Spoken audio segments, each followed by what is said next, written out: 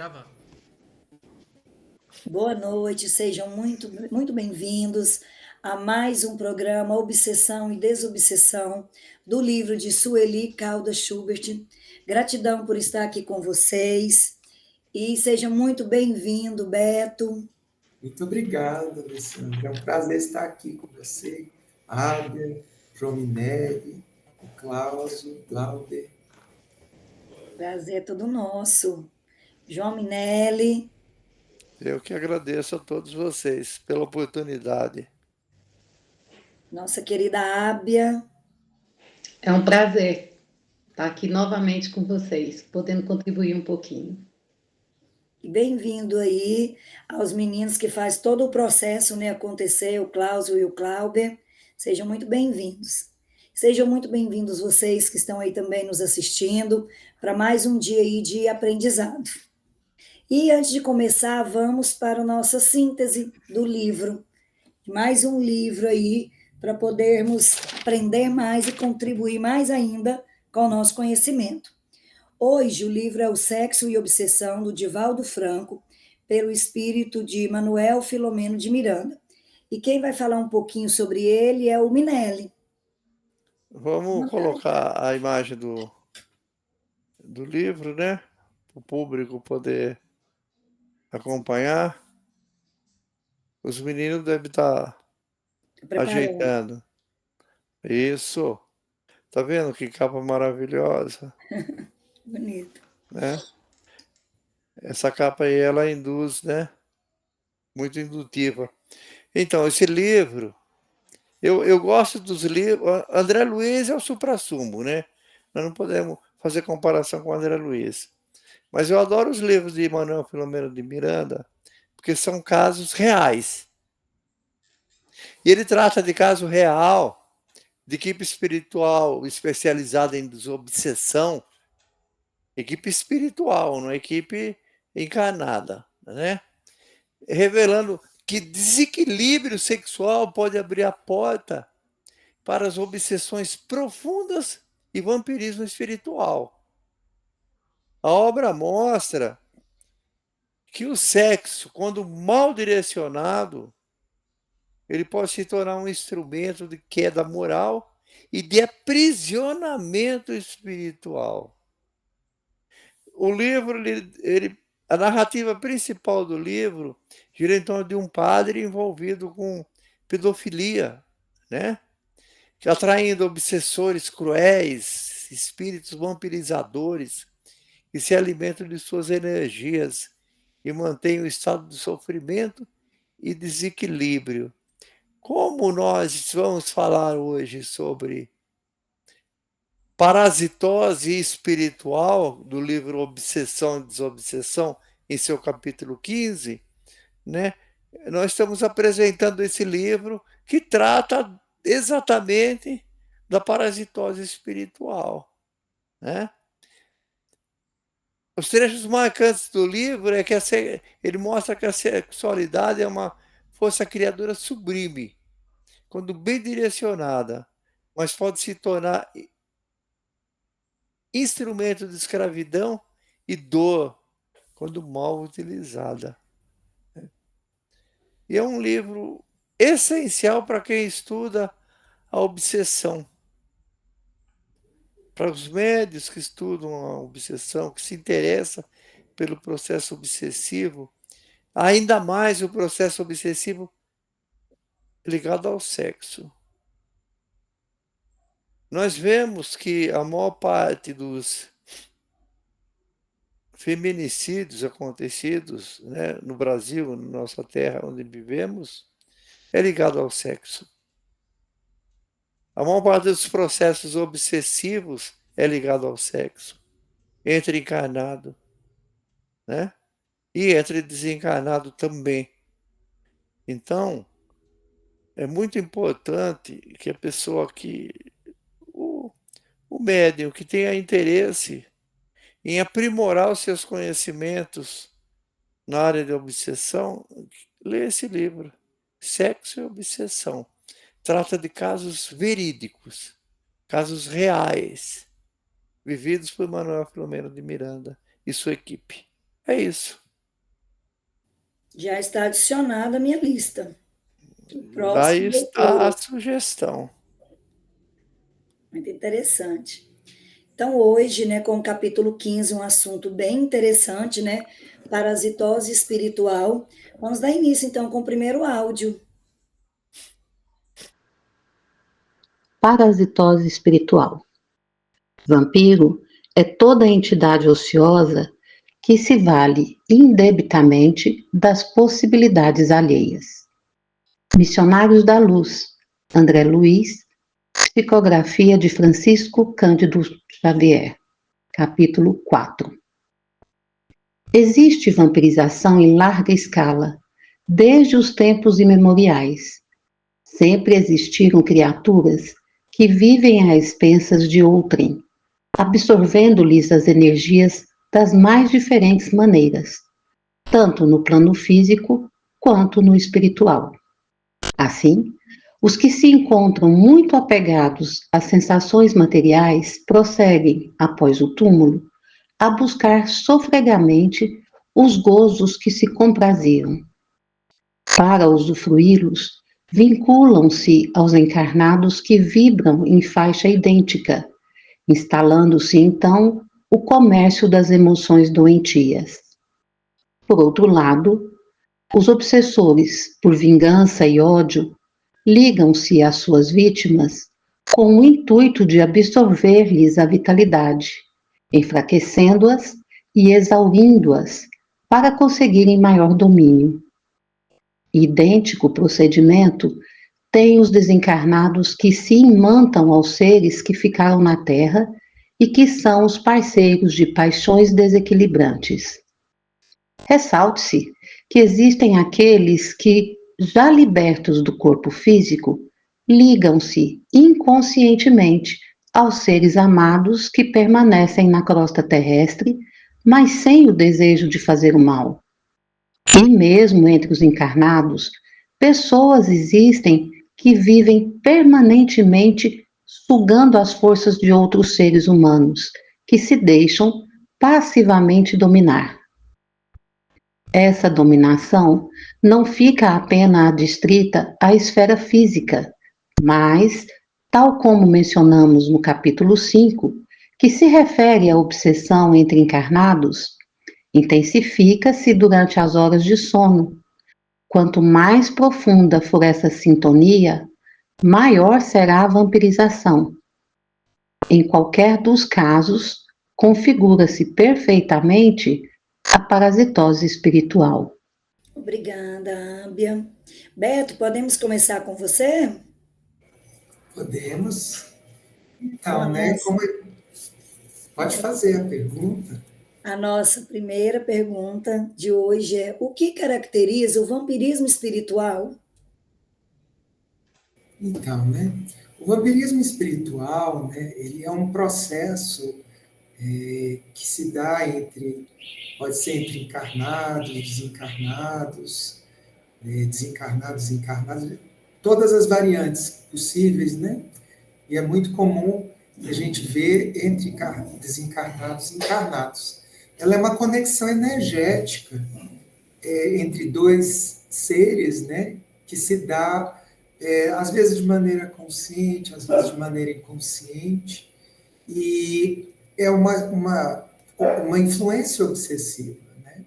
Que visa que existe, né, entre um ser que é o vampiro ou vampirizador, aquele que suga a energia vital da vítima ou vampirizado, causando assim exaustão energética, problemas de saúde, pode levar à loucura, à morte.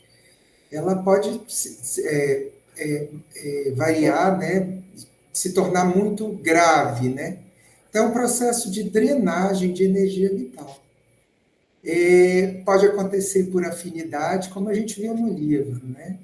Afinidade de gostos, de vícios, de comportamentos, sentimentos negativos, de ódio, de vingança.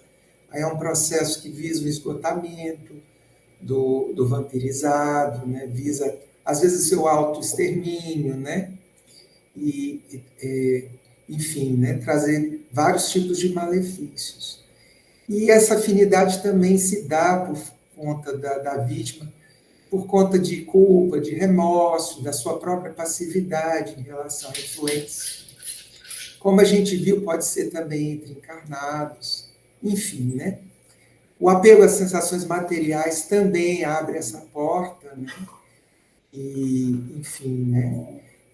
A vingança, como a gente viu nas relações obsessivas. E são, às vezes, também a pessoa parte, né, para o plano espiritual, né? E ela inconscientemente, por amor, por apego ainda afetivo a uma outra pessoa que fica no plano físico, por exemplo, ela começa esse processo, às vezes inconsciente, de vampirização, ou o contrário também, o encarnado para aquele que parte. Às vezes parceiros de paixões desequilibradas, de vícios, de bebedeiras, de sexo, enfim, jogo, qualquer coisa, né? Eles continuam ainda ligados nos seus parceiros que ficaram no plano físico ou vice-versa, também em processo de vampirização, em processo de ligação energética. E, enfim, é um processo que pode também intensificar durante o sono, quando a gente está desdobrado, a gente, né, sofre mais ainda a influência, porque às vezes o corpo, né, ele barra um pouco a influência vampirizante. E essa palavra vampiro, ela é usada até pela literatura, né? Ela tem, assim, uma ligação, né, com muitos romances, aí o Conde Drácula, que na verdade é uma forma romanceada, uma forma que as pessoas perceberam, né, naquelas em lendas antigas, de um fato real que ocorre mesmo. Né? Isso é comum, né? De um fato que ocorre de intercâmbio espiritual, né? Se transformar em alguma lenda, algum conto, né? Que vai trazer essa representação. Tá?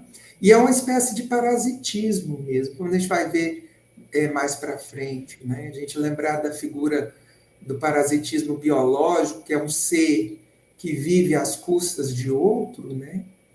E como lembra lá, né, no Missionários da Luz, está aqui no livro também, uma entidade ociosa que de maneira indébita, ou seja, de maneira não devida, se nutre, se suga as possibilidades alheias.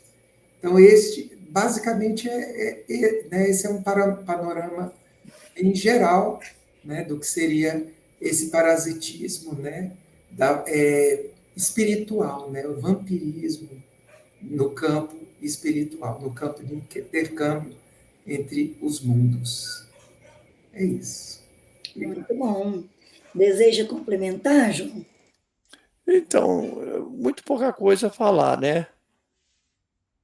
Mas quando eu começo, eu não paro. O que seria, então, o vampiro espiritual? Por que o vampiro? Né? Qual a sua necessidade? A maior parte desse vampirismo acontece porque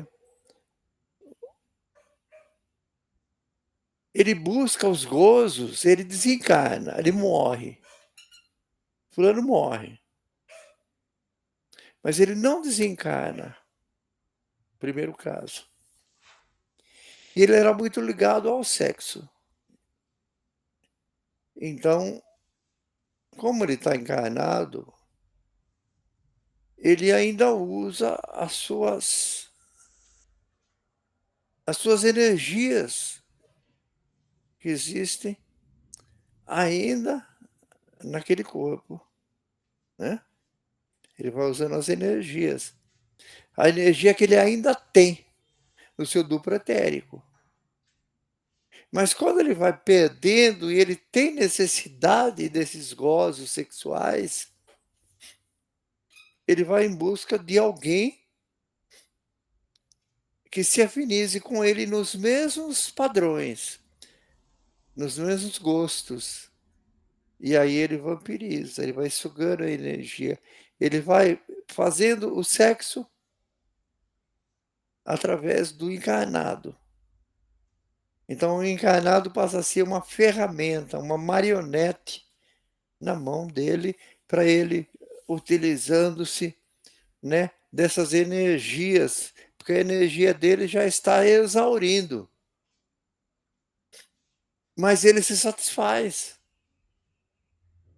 Agora, no desencarnado, aquele que desencarna, aí a coisa complica, né?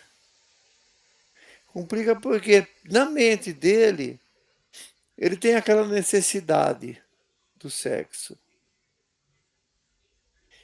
Aí ele pega aquele encarnado e suga aquelas energias.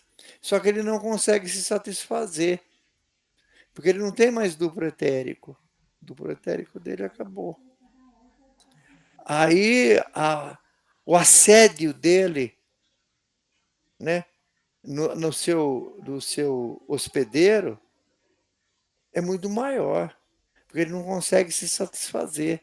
Ele assedia agora, daqui a pouco ele está assediando de novo, e assediando de novo. Então ele leva o seu hospedeiro à loucura, porque o desejo dele é sem fim, o desejo dele não satisfaz, porque ele não tem o duplo etérico para absorver e armazenar essas energias sugadas.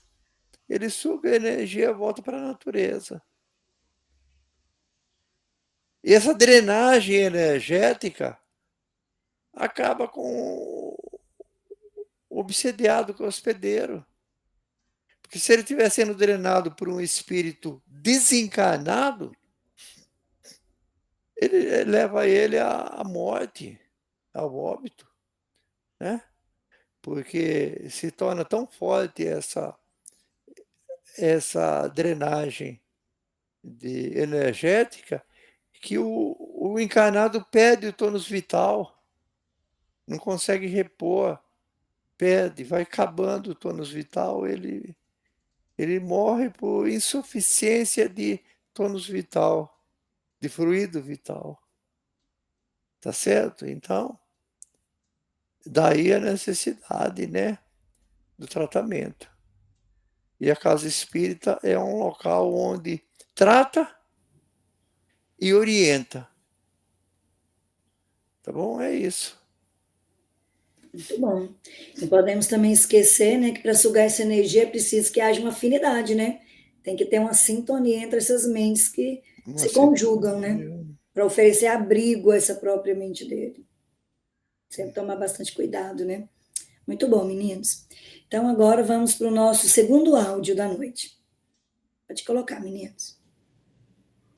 No livro Evolução em Dois Mundos, André Luiz compara os parasitas existentes nos reinos inferiores da natureza aos parasitas espirituais, visto que os meios utilizados pelos desencarnados, que se vinculam aos que permanecem na esfera física, obedecem aos mesmos princípios de simbiose prejudicial.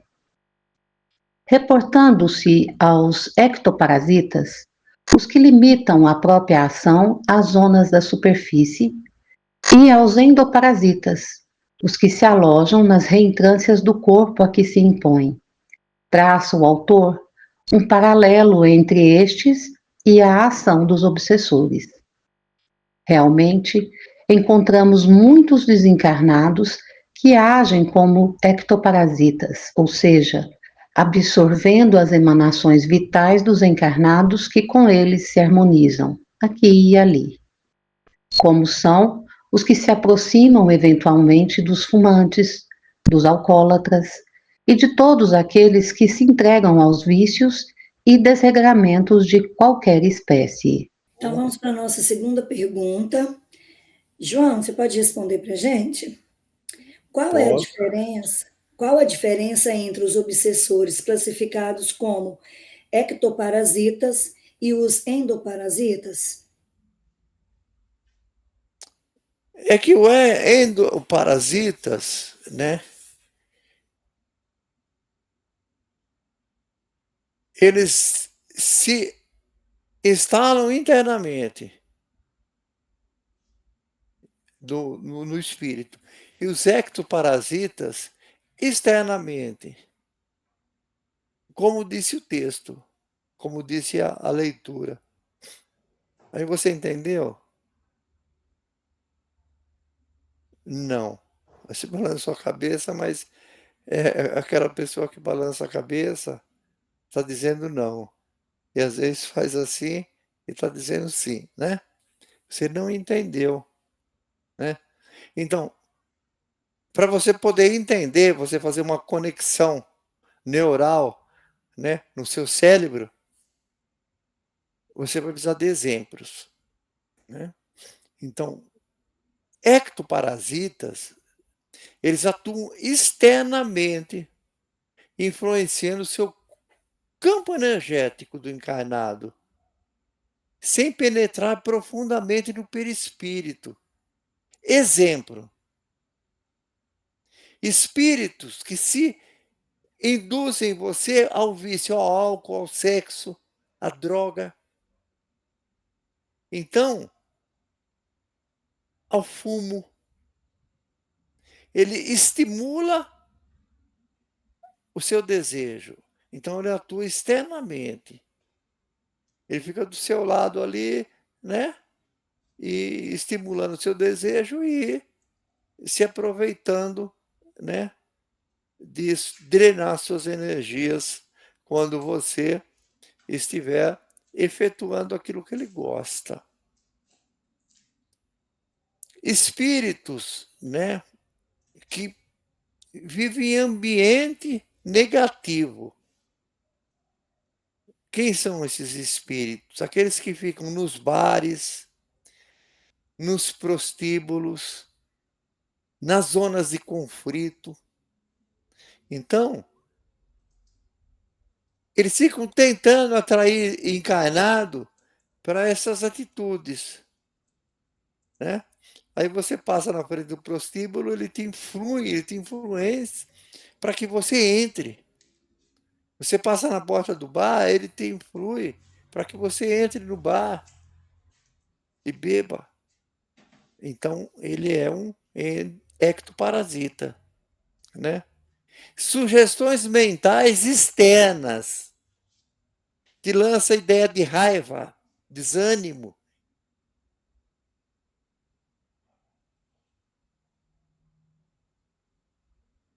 inveja. Então, já deu para a gente saber o que é o ectoparasita. Você está desanimada? Você tem um ectoparasita. Você está com muita raiva? Tem um ectoparasita. Ele influi externamente. Agora, o endoparasita é mais complicado. Ele se instala internamente no seu perispírito ou no seu centro de força, no seu chakra, e provoca desequilíbrio mais intenso e mais duradouro. Exemplo: espírito vingativo. Ele penetra profundamente no seu espíritos, né? Vingativo, ele se liga profundamente no seu perispírito e fica te induzindo ao suicídio.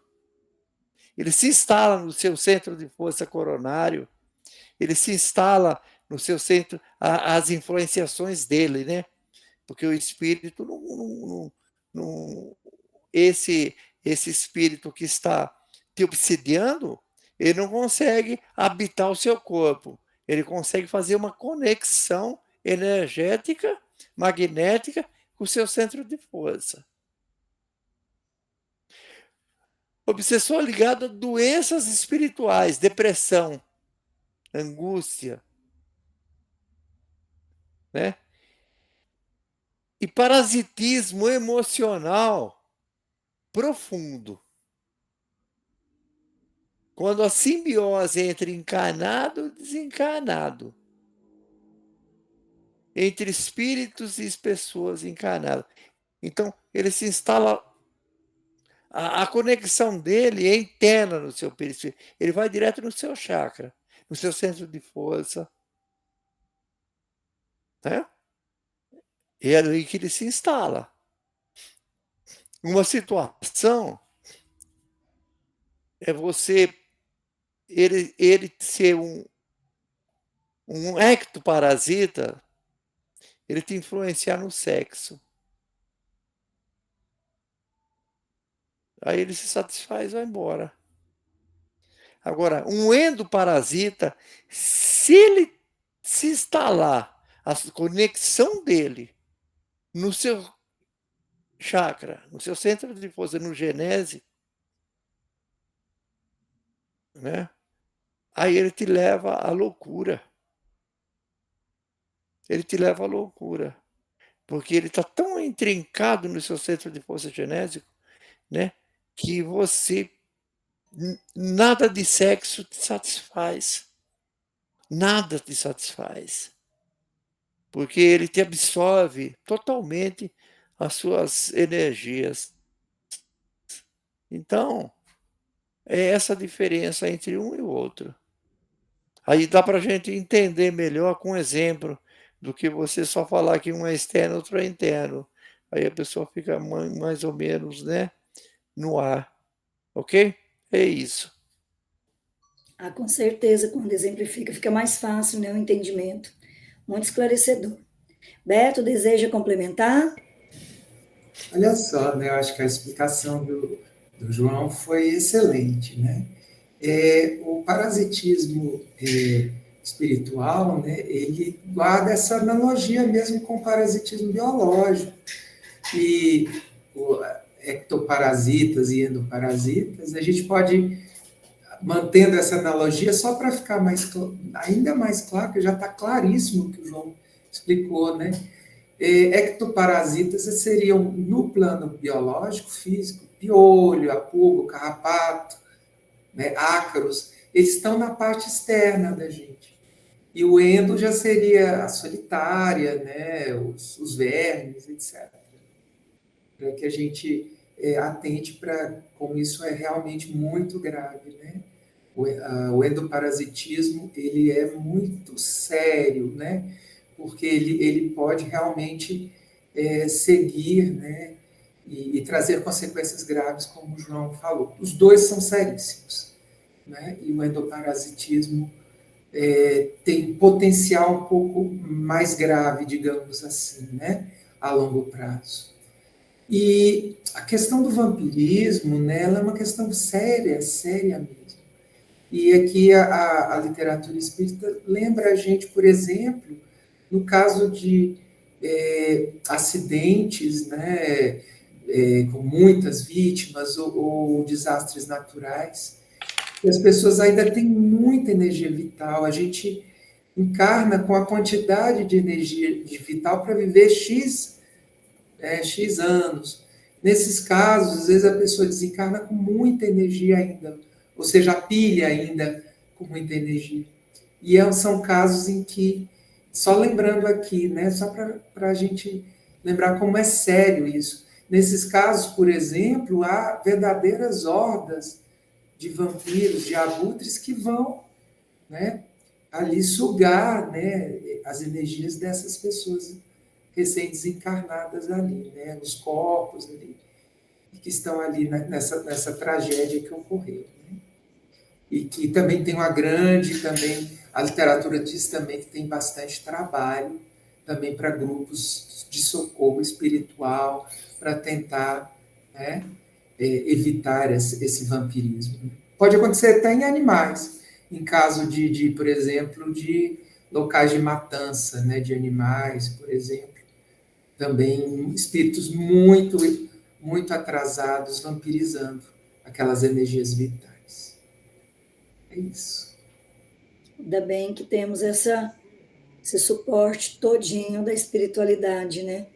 Sim, é claro que tem questão de merecimento aqui, né?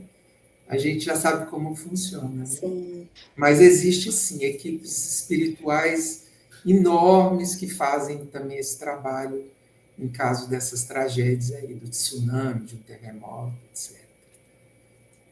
Muito bom, meninos. Então vamos para o nosso último áudio de hoje.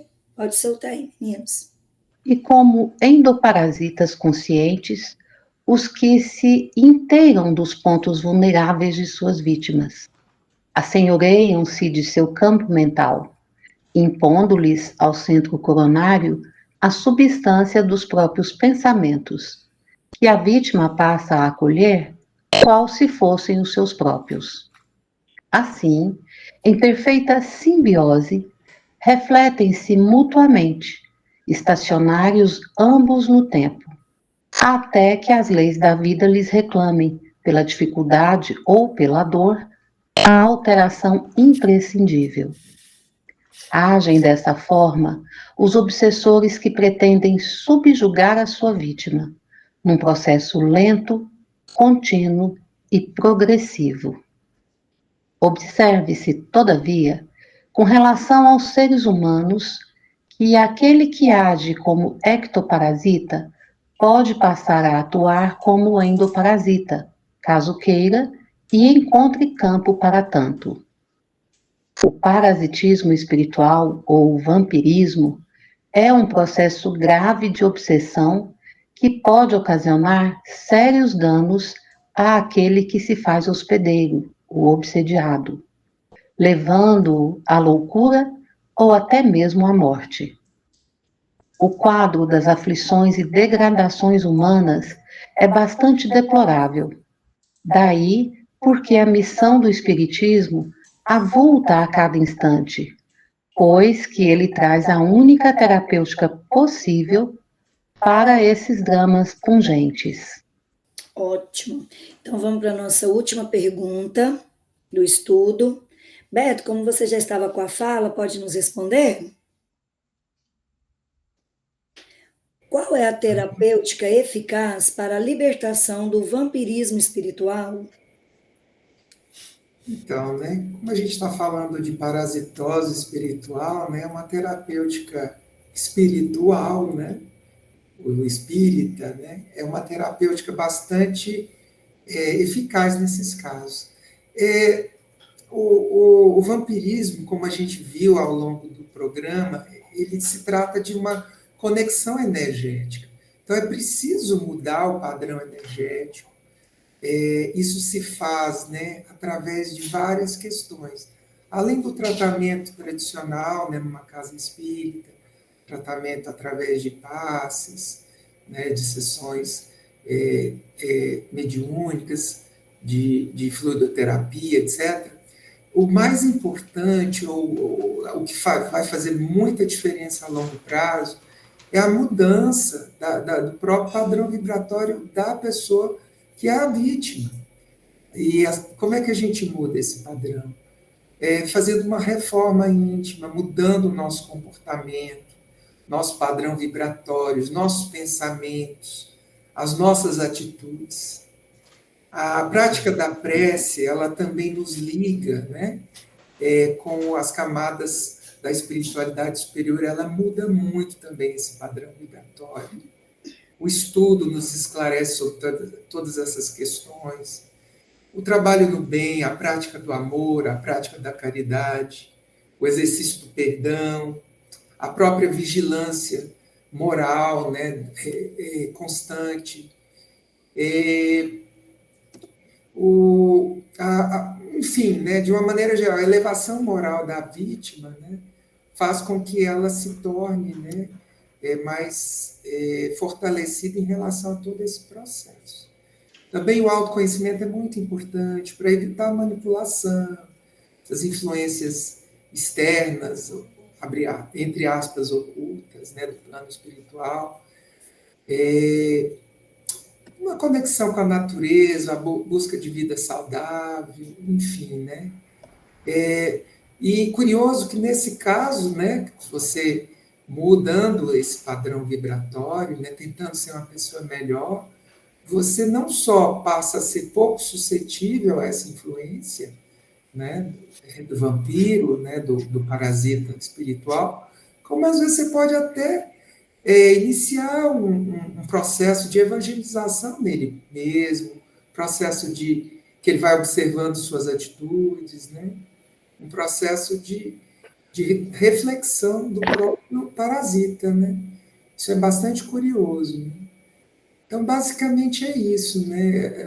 Alterar esse padrão para que essa conexão não se faça mais, ou que você não seja mais interessante para atrair aquele espírito, né, aquela entidade, porque você não oferece mais ele essa conexão, né, energética dessa energia que ele precisa, ou que ele sente falta, né, no seu dia a dia. É isso. Obrigada, Leila. Espíritos vampirizadores, eles não fixam em quem está ocupado em servir com amor, né? Pois as sintonias não são agradáveis para eles, né? Tudo bem. Deseja fazer alguma colocação, João? Então, cada caso é um caso, né?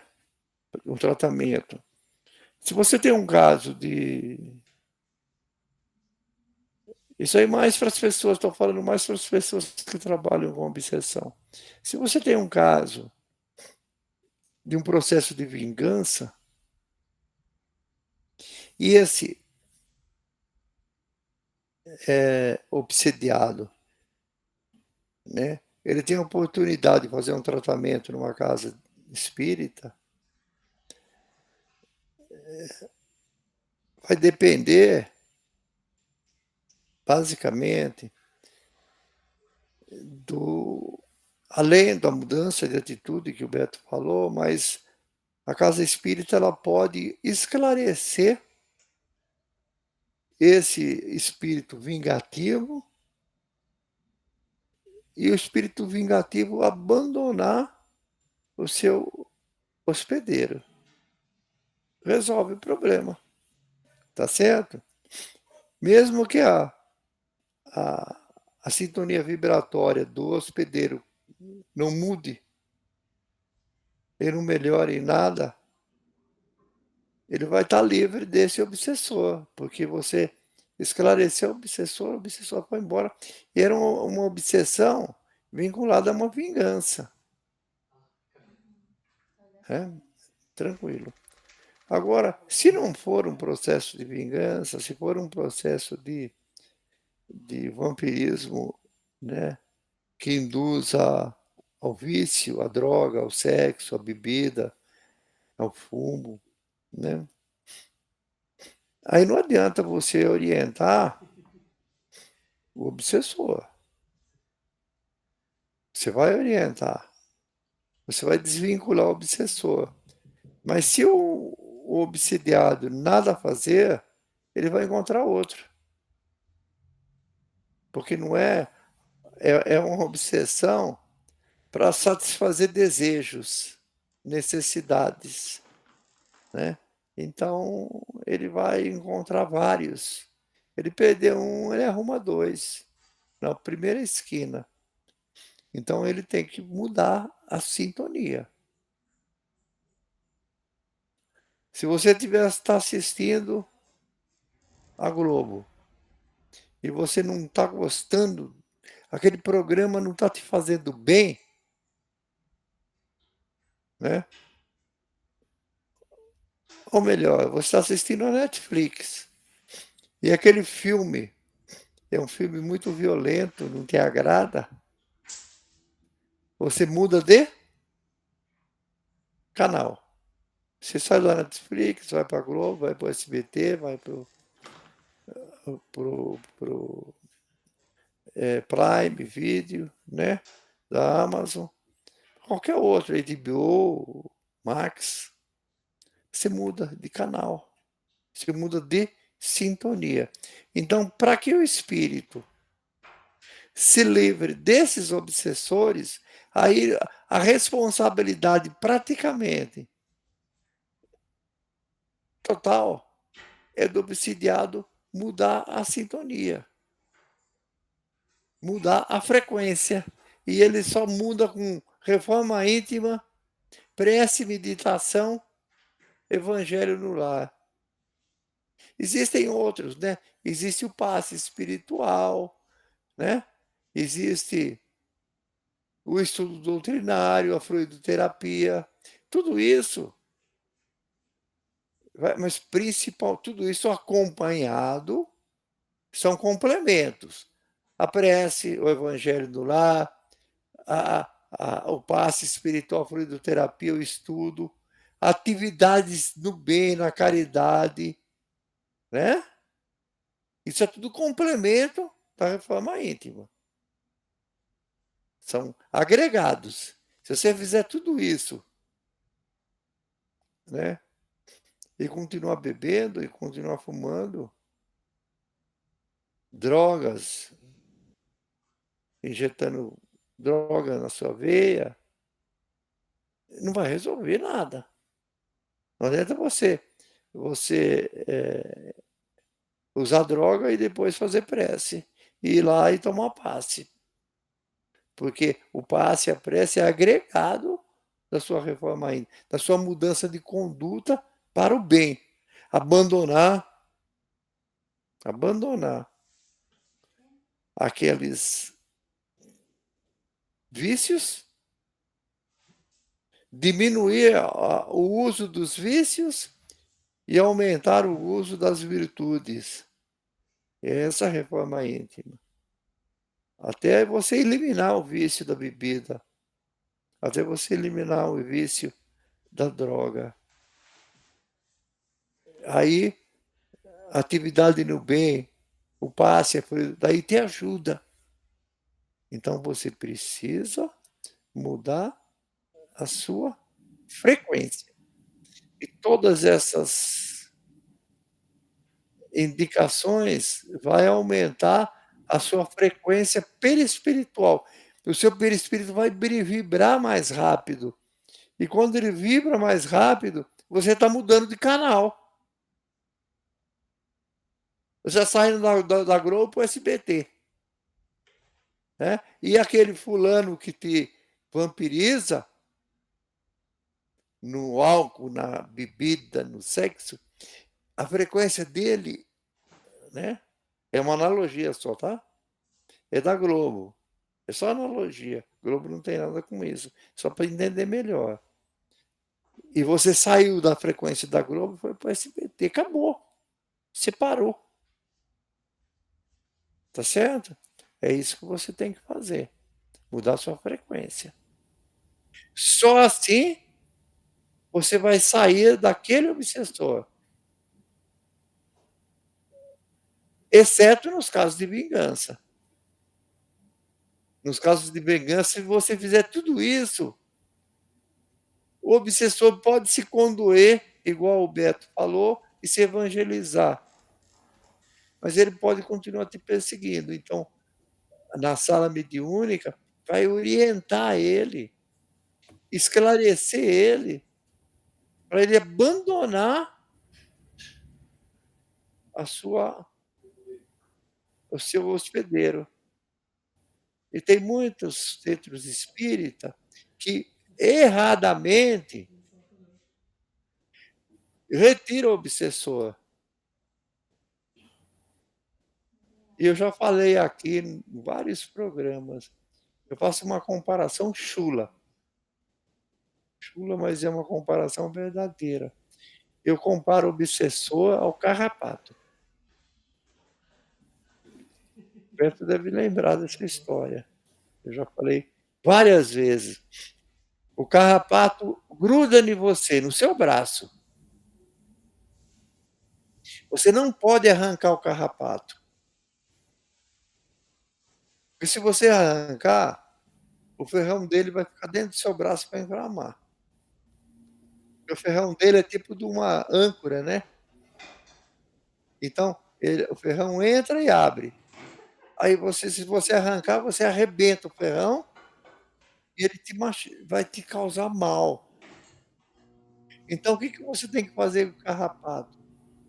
Fazer ele te abandonar. Ele, por si mesmo, ele fecha o ferrão, tira, vai embora.